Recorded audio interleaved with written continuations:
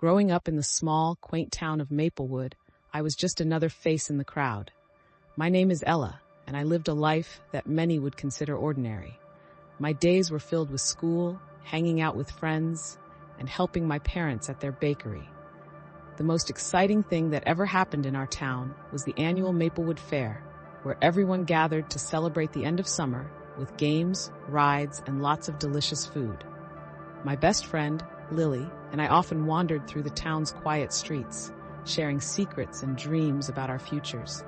We both had big plans. She wanted to be an artist, and I dreamt of becoming a writer. Little did I know, my life was about to take a turn that no amount of dreaming could have predicted. It all began on a seemingly ordinary afternoon. I was in my room, getting ready for school. I glanced at the old, ornate mirror hanging on the wall opposite my bed, a family heirloom passed down from my great-grandmother. The mirror always fascinated me with its intricate frame and the way it seemed to hold stories within its reflective surface. As I stared into the mirror, something strange happened.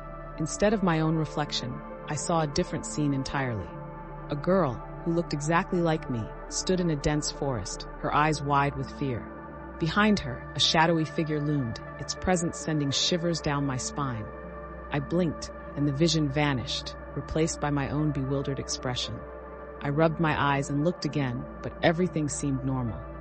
I shrugged it off as a trick of the light or my overactive imagination.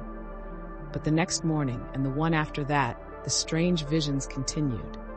Each time I looked into the mirror, I saw different scenes: a grand castle, a bustling marketplace, a tranquil meadow, all with the same girl at the center, living a life that wasn't mine. I tried to ignore it, but curiosity got the better of me. I confided in Lily, who suggested we investigate the history of the mirror. Lily and I spent hours at the local library, digging through old records and talking to the town's elders. We discovered that the mirror had a mysterious past. It was rumored to be enchanted, capable of showing glimpses of other worlds and other lives. The more we learned, the more intrigued I became. One evening, as I stood in front of the mirror, I made a bold decision. "Show me more," I whispered, hoping for answers. To my surprise, the mirror began to glow, and the reflection of the girl appeared again. This time she spoke. "Help me," she pleaded, her voice echoing in my mind. "I'm trapped in a world I don't belong to." I was stunned. The girl was real, and she needed my help. But how could I reach her? How could I, an ordinary girl from Maplewood, cross the boundary between worlds? Desperate for guidance, I turned to the mirror once more. "How can I help you?" I asked. The mirror shimmered, and a series of symbols appeared on its surface. They looked like runes, ancient and powerful. I copied them down, hoping they held the key to unlocking the mystery. Lily and I spent days deciphering the runes, using every resource we could find. Finally, we discovered that the runes were part of an old spell, one that could open a portal between our world and the one in the mirror. But the spell required a catalyst. A rare crystal known as the Heartstone, said to be hidden deep within the enchanted forest, a place that existed only in legends. Undeterred, Lily and I decided to find the Heartstone. We packed our bags and set off on an adventure that would take us far from the comforts of home. Our journey was fraught with danger. We faced treacherous paths, wild animals, and otherworldly creatures. But we pressed on, driven by a sense of duty and the hope of saving the girl in the mirror. The enchanted forest was unlike anything we had ever seen. The trees towered above us, their leaves shimmering with a magical glow. Strange, ethereal creatures flitted through the branches, watching us with curious eyes. We followed the clues from the runes, which led us to a hidden grove at the heart of the forest. In the center of the grove, on a pedestal of ancient stone, lay the Heartstone. It was a magnificent gem, pulsating with a soft inner light. As I reached out to touch it, a voice echoed through the grove.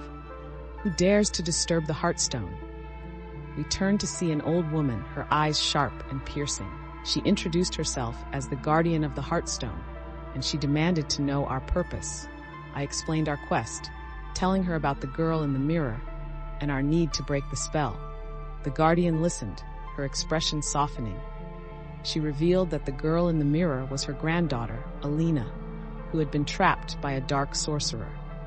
The guardian agreed to help us, but warned that the journey ahead would be perilous. To activate the Heartstone, we needed to confront the sorcerer and break his hold on Alina. She gave us a map and a protective charm, wishing us luck. With the Heartstone in hand, we continued our journey, following the map to the sorcerer's lair. It was a dark, foreboding castle, surrounded by a moat of black water. We snuck inside, using the charm to avoid detection. Deep within the castle, we found Alina, chained to a wall, her face pale and eyes hollow. The sorcerer stood nearby, his eyes cold and merciless.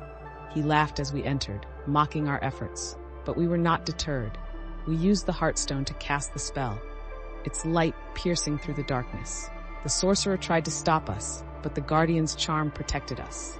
With a final burst of energy, the Heartstone shattered the chains binding Alina, and the sorcerer was vanquished. With Alina free, the mirror's enchantment was broken. We returned to Maplewood, bringing Alina with us. The Guardian met us at the edge of the forest, tears of joy in her eyes as she embraced her granddaughter. Back in my room, the mirror was just a mirror again, its magic spent. But my life was forever changed. I had discovered a world of adventure and magic, and I knew that my ordinary days were behind me.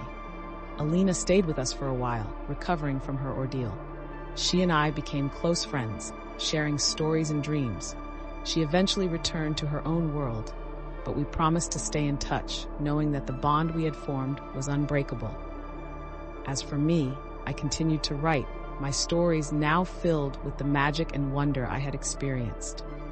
My life in Maplewood was no longer ordinary. It was extraordinary, filled with the promise of new adventures and the knowledge that even the most ordinary mirror can hold the key to another world.